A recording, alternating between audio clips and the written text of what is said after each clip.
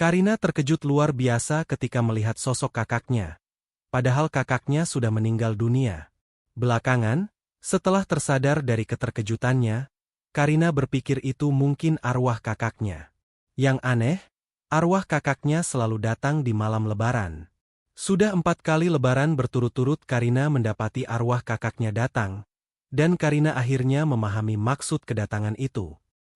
Inilah kisahnya, dan selamat menyelami dunia misteri.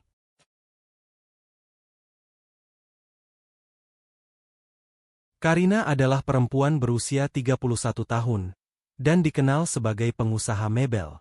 Dari luar, Karina adalah perempuan cantik, lulusan perguruan tinggi, sekaligus pengusaha yang sukses. Dengan latar belakang itu, banyak laki-laki yang tertarik pada Karina, dan berusaha mendekati. Namun Karina tidak menghiraukan para laki-laki itu, dan belakangan ia terpikir untuk tidak menikah. Alasan dibalik keputusannya untuk tidak menikah berawal dari 5 tahun sebelumnya, ketika ia menghadapi takdir kematian kakak perempuannya. Karina memiliki kakak perempuan, bernama Rahmi, dan itulah satu-satunya saudara kandung yang ia punya. Usia mereka hanya selisih 1 tahun, sehingga Karina dan Rahmi tidak hanya dekat sebagai kakak dan adik, tapi juga merasa sebagai sahabat karena bisa saling memahami.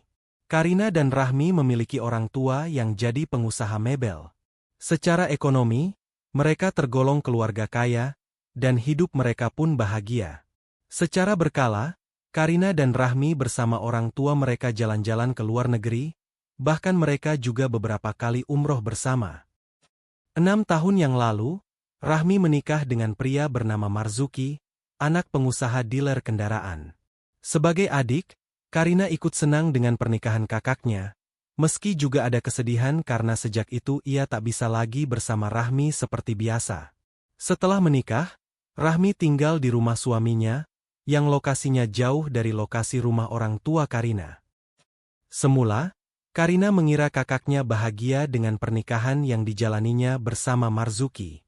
Namun ternyata perkiraan Karina keliru.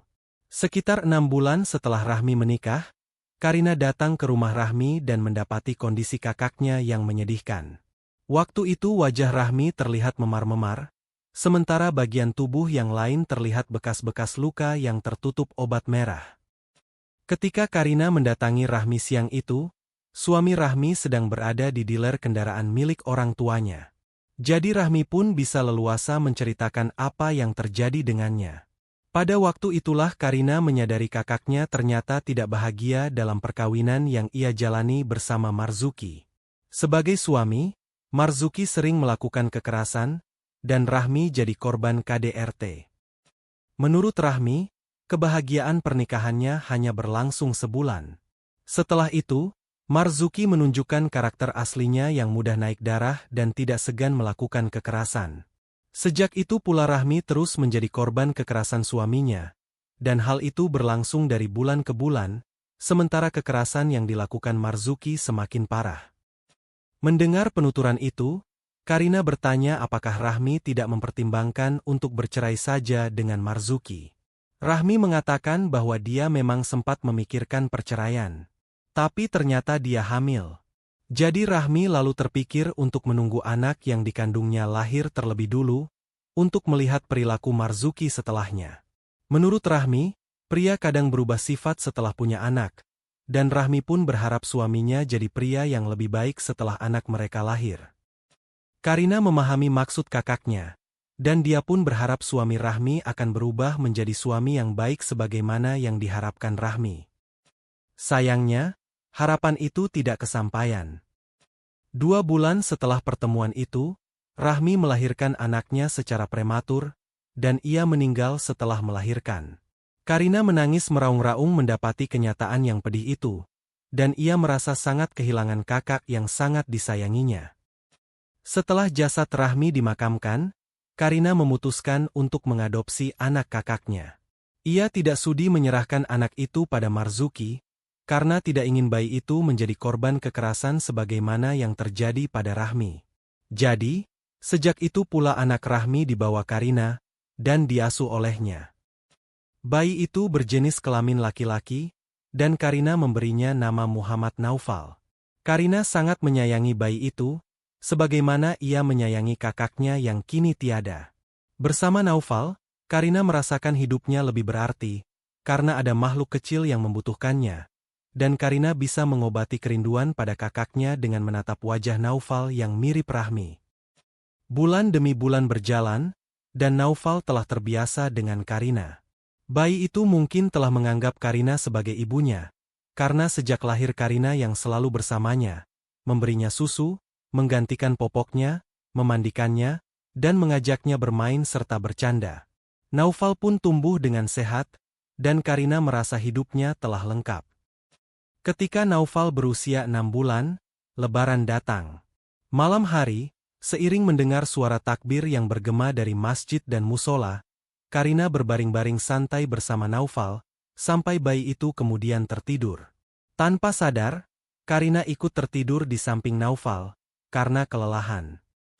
Menjelang tengah malam, Karina terbangun dari tidurnya, dan masih mendapati suara takbir dari kejauhan.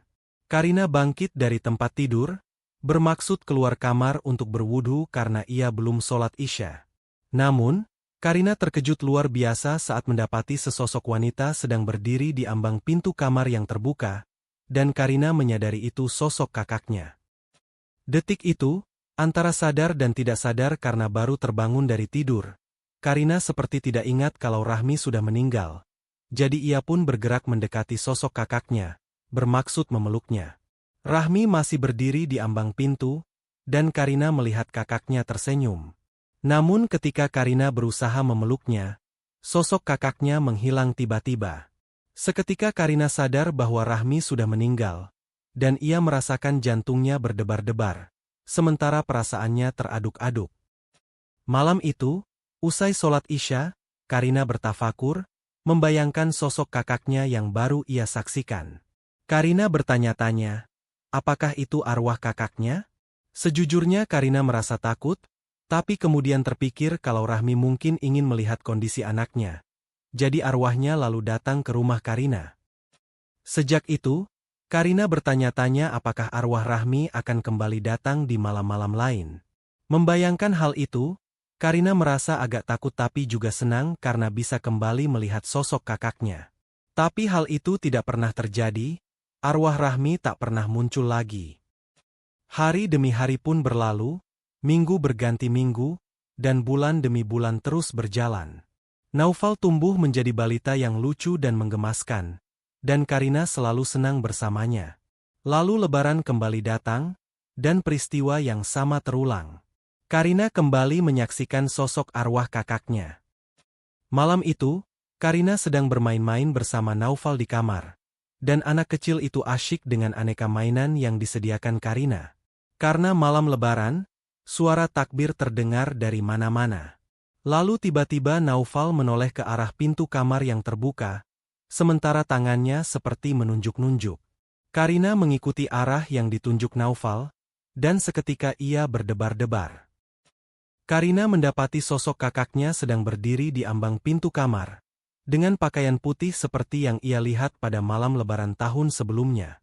Karina menyaksikan kakaknya tersenyum sambil memandangi Naufal yang masih menatap ke arahnya. Namun, ketika Karina bergerak untuk mendekatinya, sosok Rahmi menghilang. Karina merasakan matanya membasah, akibat kerinduan pada kakaknya yang telah meninggal, juga kebahagiaannya karena menyaksikan kakaknya tersenyum saat memandangi anaknya. Diam-diam Karina berharap kakaknya bahagia melihat Naufal tumbuh bersamanya. Karina sangat menyayangi anak itu seperti anaknya sendiri. 1 tahun kemudian, Lebaran kembali datang, dan Naufal semakin besar. Usianya kini 2,5 tahun. Seiring suara takbir yang terdengar dari kejauhan, Karina bertanya-tanya, apakah arwah kakaknya akan kembali datang?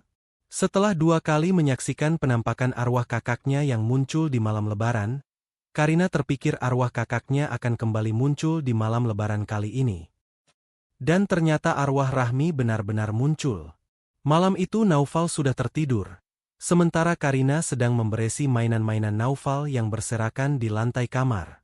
Ketika sedang bermaksud mengambil mainan mobil yang ada di dekat pintu kamar, Karina mendapati kain panjang berwarna putih menyentuh lantai, dan seketika Karina menengadahkan kepalanya. Ia mendapati sosok kakaknya sedang berdiri di ambang pintu kamar, tampak tersenyum memandangi anaknya yang terlelap di tempat tidur. Karina bangkit dan berdiri di hadapan sosok kakaknya, lalu berkata sambil menahan tangis, "Aku sangat merindukanmu, Kak. Semoga kamu senang anakmu tinggal bersamaku." Rahmi tampak mengangguk dan tersenyum pada Karina. Setelah itu ia menghilang. Karina terduduk di lantai kamar, dan menangis terisak. 3 kali Karina menyaksikan kemunculan arwah kakaknya di malam Lebaran. Ketika kemudian Lebaran kembali datang di tahun berikutnya, Karina pun bersiap untuk menyambut kedatangannya. Dan arwah Rahmi benar-benar datang kembali. Seperti biasa, ia muncul di ambang pintu kamar, sementara suara takbir terdengar dari kejauhan. Malam itu Karina sedang duduk santai di tempat tidur, sambil mendongeng untuk Naufal. Anak kecil itu selalu senang setiap kali mendengar Karina mendongeng, dan ia tampak khusyuk mendengarkan suara Karina. Lalu tiba-tiba Naufal menoleh ke arah pintu. Ketika Karina ikut menoleh ke arah pintu kamar, ia menyaksikan sosok Rahmi sedang berdiri, menatap ke arah mereka. Dengan suara tersendat, Karina berkata pada Naufal, "Itu ibumu." Naufal masih memandangi sosok Rahmi yang berdiri di ambang pintu, dan kemudian ia mengangguk sambil menatap Karina. Sementara itu arwah Rahmi di ambang pintu tampak tersenyum, kemudian menghilang. 1 tahun kemudian, usia Naufal menjelang 5 tahun, dan ia terus tumbuh menjadi anak laki-laki tampan yang menggemaskan. Dan Lebaran kembali datang.